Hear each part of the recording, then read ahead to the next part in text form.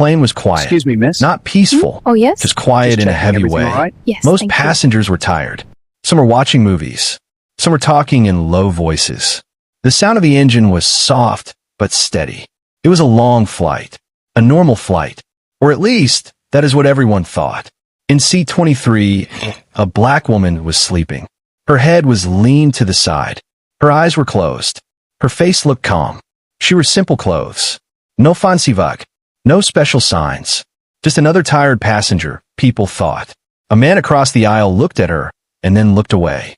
A woman behind her whispered to her husband, "She must be very tired." Another passenger rolled his eyes, thinking nothing of her. Nobody knew her story. Nobody knew her past. Nobody knew that her sleep was not weak sleep. It was trained rest. The kind of rest people learn when their life depends on being ready at any second.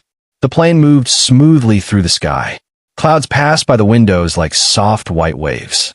The seatbelt sign stayed on, but no one cared much. It felt safe. Then, without warning, the plane shook. Not a small shake. A hard shake. Drinks spilled. A phone fell to the floor. A baby started crying. The calm feeling broke in 1 second. The plane shook again. This time harder. People grabbed their armrests. Some gasped. A woman said, "Oh my God." A man cursed under his breath. The black woman in seat 23A did not jump. Her eyes opened slowly. Calm. Alert. Like someone who was trained to wake up in danger. The flight attendants walked faster now. Their smiles were gone. One of them held the wall to keep balance. Another spoke into her headset in a low, serious voice. The shaking stopped. For a few seconds, everything felt too quiet. Then the lights flickered. Once. Twice. People looked up. Fear started to grow in the cabin like cold air. The captain's voice came over the speaker. "Ladies and gentlemen, please remain seated with your seatbelts fastened." His voice sounded different. Not calm. Not strong. It sounded tight, like he was trying to hide something. The woman in seat 23A listened carefully. Her body did not move, but her mind was awake now. The plane hit another rough patch. Hard. Overhead bags shook. A mask almost fell from its place. A man shouted. Someone started praying out loud. A flight attendant dropped to one knee and grabbed a seat. Her face was pale. People started to panic. What's happening? Are we okay? Why is he not telling us? The captain came on again. His breathing could be heard. That was not normal. "We are experiencing a technical issue," he said. "Our crew is handling it." His words were simple, but his tone was not. The black woman felt it. Something was wrong. Not small wrong. Big wrong. She looked around slowly. She watched the crew. She watched the way they moved. Fast. Careful. Nervous. This was not normal turbulence. This was fear. The plane suddenly dropped a little. People screamed. A child cried loudly. A woman grabbed her husband's arm and would not let go. Someone yelled, "We're going down." The woman in seat 23A held her armrest. Her face stayed calm, but her eyes were sharp. She had felt this before. Long ago. In a different kind of aircraft. In a different kind of sky. The lights flickered again. This time longer. The cabin filled with whispers and prayers. Then the captain came back on. This time, he did not sound like a captain. He sounded like a man who needed help. His voice shook. "Attention, attention, everyone." The cabin went quiet. Even the baby stopped crying. "We have a serious situation in the cockpit," he said. "Our systems are not responding the way they should." People held their breath. Then he said something no one expected. Something that did not belong on a normal passenger plane. His voice cracked as he spoke the words. Is there any fighter pilot on board?" For 1 second, nobody moved. People looked at each other. Some laughed nervously. Some thought it was a joke. A fighter pilot? On this plane? Then slowly, very slowly, the camera of the story moves back to seat 23A. The black woman. She did not look shocked. She did not laugh. She closed her eyes for 1 short second, like she was making a decision. Then she opened them. Wide. Focused. Ready. And in that moment, the story of this flight changed forever. The cabin did not move. Not because the plane was stable, but because the people were frozen. The captain's question still hung in the air like smoke. Is there any fighter pilot on board? Some passengers laughed in a weak, nervous way. Others shook their heads. A man near the window said, "This has to be a joke." A woman whispered, "Why would there be a fighter pilot here?" People looked around. Businessmen, students, families, old couples. No one looked like a fighter pilot to them. Then someone's eyes moved to seat 23A. Not because she stood up, not because she spoke, but because she did not look confused. The black woman sat still. Too still. Her hands were relaxed. Her breathing was steady. Her eyes were calm, but sharp, like she was watching something no one else could see. A young man across the aisle noticed it. He leaned closer to his girlfriend and whispered, "Why is she so calm?" Another passenger behind her frowned. "She doesn't even look scared." Fear changes people. But she looked ready. The flight attendants rushed past again. One of them stopped near her row. The attendant's eyes met hers for a short second. Something passed between them. Not words. Recognition. The woman gave a small nod. Not loud. Not proud. Just a quiet signal. The attendant walked away fast. The cabin started to buzz with low voices. "What's going on? Who is she? Do you think she knows something?" The woman looked down at her hands. On one finger, a faint white scar. Old. Clean. Not from kitchen. Not from an accident. A scar from hard life. From training. From control. From danger. Her mind went back for a second. Years ago. A different sky. A loud engine. A tight helmet. A voice in her ear saying, "Stay sharp. Stay alive." She pushed the memory away. She was not that person anymore. Or so she thought. A man in a suit stood up 2 rows back. He looked nervous, but also curious. He leaned into the aisle and looked at her. "Excuse me, ma'am," he said softly. Do you have any flight experience?" The cabin went quiet again. Eyes turned to her. Some with hope. Some with doubt. Some with judgment. She looked up slowly. Her voice was calm. "I used to," she said. That was all. Just 3 words. But they hit harder than a scream. The man blinked. "Used to what kind?" She did not answer right away. She looked toward the front of the plane, toward the cockpit, where the real fear lived. "I flew," she said. That was still not enough for people. A woman scoffed quietly. "Lots of people fly small planes." A man muttered, "This is serious. We don't need games." The woman heard them. She did not react. She had heard worse. She had stood in rooms where people doubted her before she even spoke. She had worn a uniform where people questioned if she belonged. She had proven herself in skies where mistakes meant death. A young flight attendant came back. Her face was tight. "Ma'am," she said low and fast. "The captain wants to speak with anyone who has real flight experience." The word real carried weight. The woman stood up slowly. Not in a rush. Not in fear. In control. Some people gasped. Some rolled their eyes. One man whispered, "She doesn't look like a pilot." Another said, "This is crazy." But then something unexpected happened. An older man near the aisle leaned forward.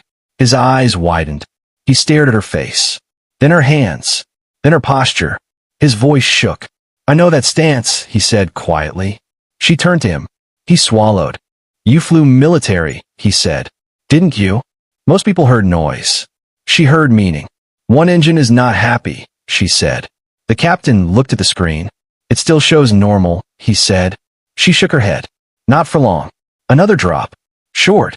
Sharp. The co-pilot groaned. The captain gripped the controls. Outside, in the cabin, a woman screamed.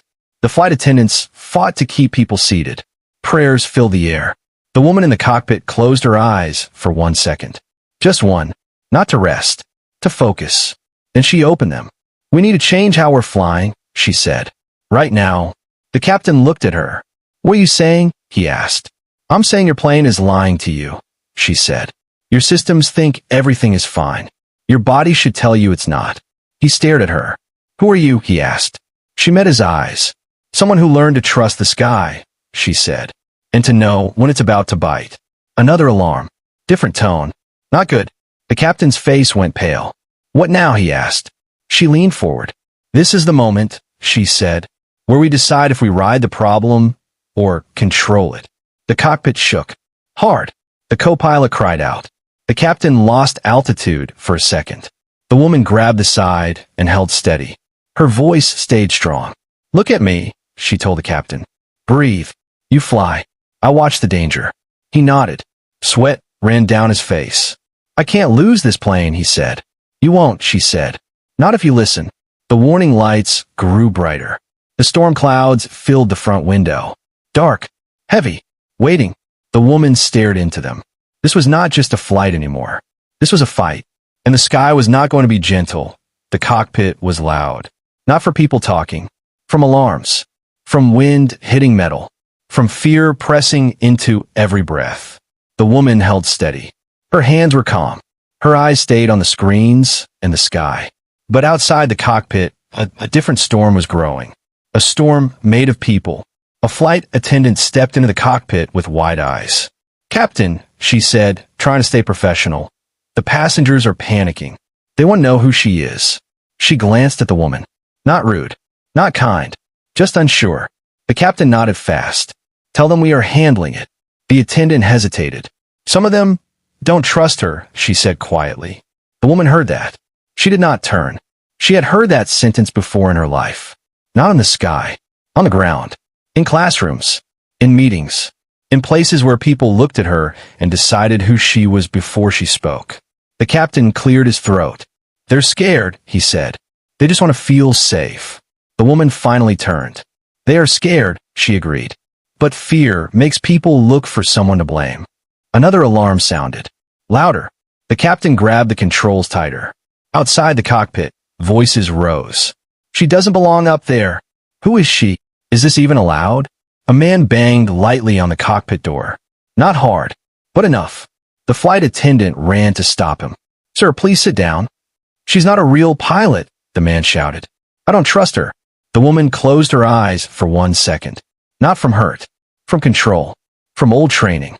In her mind, she heard a voice from years ago. They will doubt you. Let your skill answer. The captain looked at her. I'm sorry, he said. They don't know you. They don't need to, she said. They need to live. The co-pilot groaned. His condition was getting worse. The woman leaned toward him. Stay with me, she said. We need you breathing. He nodded weakly. Outside, the noise grew. A woman cried loudly. A man yelled that this was a mistake. Someone said, why her? Why not a real captain? That word hit hard. Real. The captain's jaw tightened. She is real, he snapped quietly. She's keeping us in the air. But fear is louder than logic. Another flight attendant entered, shaking. Captain, she whispered, they want proof. They're asking for her ID. They think she's lying. The woman turned slowly. They want proof? She asked. Yes, the attendant said. They don't believe she's qualified. The woman reached into her bag. Slow. Careful. She pulled out an old, worn card. Not shiny. Not new. Faded. A military ID. Her name. Her photo. Her rank. Her hands did not shake.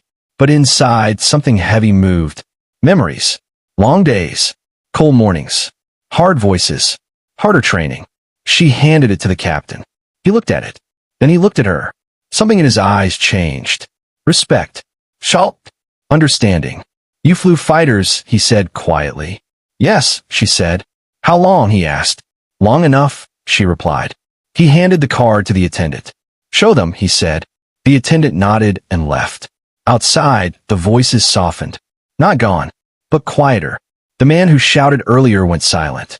Some people felt shame. Some felt relief. Some still felt doubt. But now they knew. She was not just a woman in a seat. She was not just a passenger. She was trained. She was tested. She was built for pressure. The plane shook again, harder than before. The captain lost control for a second. The woman grabbed the side. Easy, she said. Feel it. Don't fight it too hard.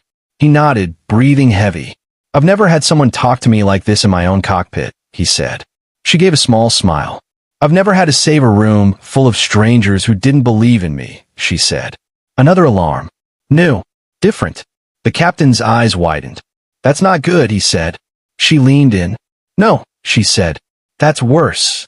Outside the cockpit, the cabin went quiet. Not calm. Quiet in fear. Everyone felt it. Something bigger was coming. The woman looked at the storm ahead. Dark. Thick. Unforgiving. She took a deep breath. This is where they stop doubting, she said.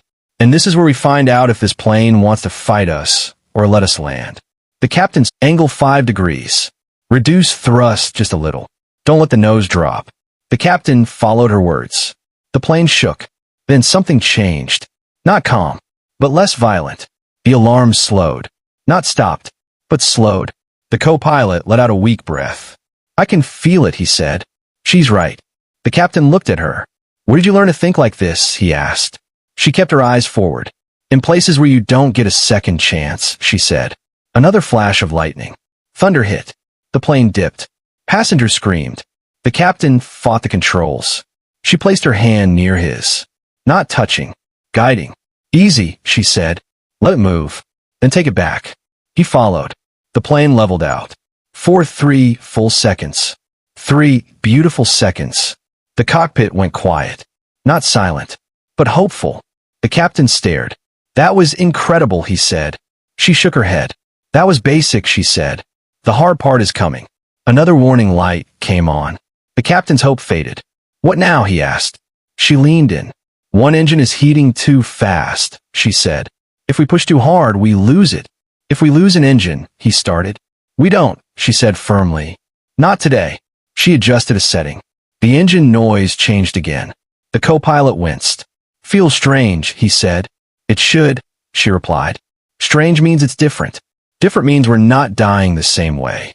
The captain let out a small, nervous laugh. Only a fighter pilot would say that, he said. For the first time, she smiled. Small. Real. Only a fighter pilot would think that way, she said. The radio crackled. Air control. Broken. Weak. Do you copy? A voice said. The captain grabbed the radio. This is Flight 782, he said. We have a former military pilot assisting in the cockpit. There was a pause. Then the voice came back. You said, assisting? The voice asked. Yes, the captain said. And she's the reason we're still flying. The woman closed her eyes for 1 second. Not for pride. For focus. She pointed at the map. We can't go straight to our main airport, she said. The storm will eat us. So where do we go? The captain asked. She traced a line with her finger. There, she said. Smaller runway. Riskier, but clearer sky. That runway is short, he said. I've landed on worse, she replied. The co-pilot looked at her with tired eyes. You really are military, he said. She nodded. Once, she said. Always in here. She tapped her chest. The plane shook again. But this time, she was ready. She gave fast, clear orders. The captain followed. The alarms became background noise. Not leaders. Just warnings. For the first time since the trouble started, the plane was not controlling them. They were controlling the plane. The captain looked at her. His voice was quiet. We wouldn't be here without you, he said. She did not answer. She stared at the sky. Because she knew. The hardest part was still ahead. The sky did not care. That was the truth the woman felt deep inside. The storm did not care who she was. The clouds did not care about her past. The wind did not care about hope. The storm only cared about power. The cockpit shook again. Harder than before. Not a warning shake. A real one. The kind that makes metal cry. The engine alarm screamed. Not beeped. Screamed. The captain's hands tightened so hard his knuckles turned white. One engine is overheating, he shouted. The co-pilot gasped. That's it, he whispered. We're losing it. The woman leaned forward fast. Not yet, she said. Not if we act now. The warning light flashed red. The screen numbers climbed. Too fast. Too high. The storm clouds swallowed the front window. Rain hit like bullets. Lightning cracked, so close the cockpit flashed white. For 1 second, the world disappeared. The captain lost visual. I can't see anything, he said. Fly the instruments, she said. Trust the numbers. The co-pilot tried to help, but his hands shook. I'm fading, he said weakly. The woman looked at him. Stay with us, she said. You are not done yet. Another violent drop. Passengers screamed. A child scream cut through the noise. The cockpit door rattled. The captain cursed. We're too heavy, he said. Fuel. Weight. Heat. The woman closed her eyes for half a second. Thinking fast. Calculating. Then she opened them. We dump fuel, she said. The captain's eyes widened. That's dangerous in a storm, he said. So is falling, she replied. The co-pilot looked up. She's right, he said. We need to be lighter. The captain hesitated. Every pilot is taught to avoid that unless necessary. This was necessary. Do it, he said. The woman nodded.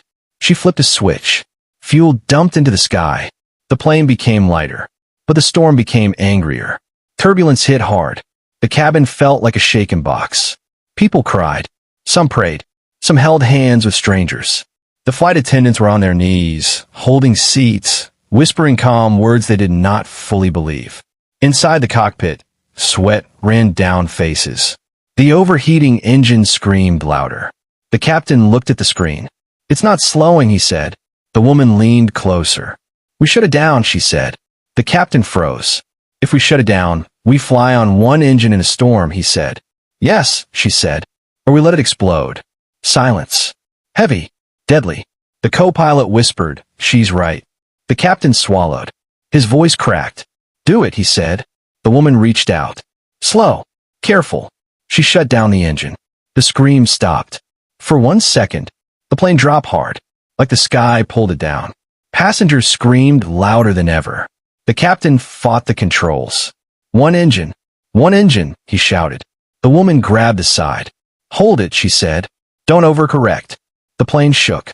Left, right, down. The storm tried to twist them. The woman leaned forward, her voice strong. Feel it, she said. Don't force it. The captain breathed heavy. I'm losing altitude, he said. I know, she said. Let it drop a little. Then we take it back. That's crazy, he said. That's survival, she replied. The plane dipped. The ground alarm started. Pull up, the co-pilot cried. The captain pulled. The plane groaned. Metal screamed. The woman watched the numbers. Now, she shouted. The captain adjusted. The plane leveled. Barely. The storm thinned for a second. Through the window, lights. Far. Small. The airport. There, the co-pilot said. I see it. The captain's eyes filled with hope and fear. The runway is short, he said. And wet, the woman added. And we have one engine, he said. And people in the back who want to live, she said. The radio crackled. Air control. You are clear to land, the voice said. Wind is strong. Runway is slick. The captain looked at her. This is it, he said. She nodded. This is what I trained for, she said. The plane lined up. Wind pushed them sideways. The captain fought it. The woman called out numbers. Speed. Angle. Height. The ground rushed closer. Passengers screamed. Some closed their eyes. Some prayed louder. The runway lights grew fast. Too fast. Too high, the captain said. Hold it, she said. Wait. The plane dropped. Hard. The wheels hit. Boom. The plane bounced. Once. Twice. The captain fought to keep control. The woman shouted. Brake. Easy. The plane slid. Rain sprayed. The runway rushed under them. The end of the runway came closer. Too close. Too fast.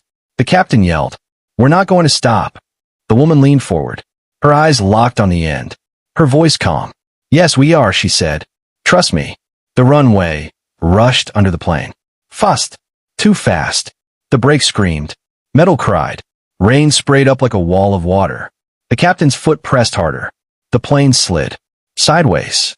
For one terrifying moment, it felt like the plane would not stop. Like it would run out of runway. Like it would fly again into something worse. Passengers screamed. Some grabbed their seats. Some closed their eyes. Some said goodbye in whispers. The woman leaned forward. Her voice cut through the fear. Hold it straight, she said. Don't fight too hard. The captain's hand shook. I can't stop it, he shouted. You can, she said. Feel it, not fear it. The plane slowed. Just a little. Then more. Then more. The end of the runway came closer. Too close. But then, the plane stopped. Not gentle, not smooth, but stopped. Silence. For 1 second. Then the cabin exploded. Not with fire. With sound. Crying. Shouting. Praying. Laughing. People hugged strangers. A woman fell to her knees in the aisle. A man covered his face and cried. A child shouted, We're alive. In the cockpit, the captain sat back in his seat. His chest rose and fell hard. He laughed and cried at the same time. We made it, he whispered. The co-pilot closed his eyes. Tears ran down his face. Thank God, he said softly. The woman did not celebrate. Not yet. She sat still. Her hands rested on her legs. Her breathing slowed. Only when she felt the plane truly still did she close her eyes. Just for a moment. Not as a pilot. As a human. The cockpit door opened. A flight attendant stood there. Her face was wet with tears. She smiled. "We landed," she said. "They're safe. All of them." The woman nodded. "That's all that matters," she said. The captain stood. He looked at her. Not as a stranger. Not as a passenger. As a hero. "I don't even know how to thank you," he said. She shook her head. "You already did," she said. "By trusting me." Words spread fast through the cabin. "That black woman saved us. She was a fighter pilot. She kept us alive." People who doubted her before now wanted to see her. The man who banged on the cockpit door earlier stood in the aisle. His face was red. Not from anger. From shame. When she walked past, he lowered his eyes. "I'm sorry," he said quietly. "I was wrong." She stopped. She looked at him. Not with anger. Not with pride. With calm. "I didn't save this plane for apologies," she said. "I saved it so you could go home." He nodded. Tears in his eyes. "Thank you," he whispered. More people thanked her. A woman hugged her without asking. A man held her hands and said, "You are a blessing." A child looked up at her. "Are you a superhero?" the child asked. The woman smiled for real this time. "No," she said. "Just someone who didn't quit." Later, on the ground, emergency lights flashed. Fire trucks. Ambulances. Police cars. News crews arrived fast. Cameras. Microphones. Questions. Who is she?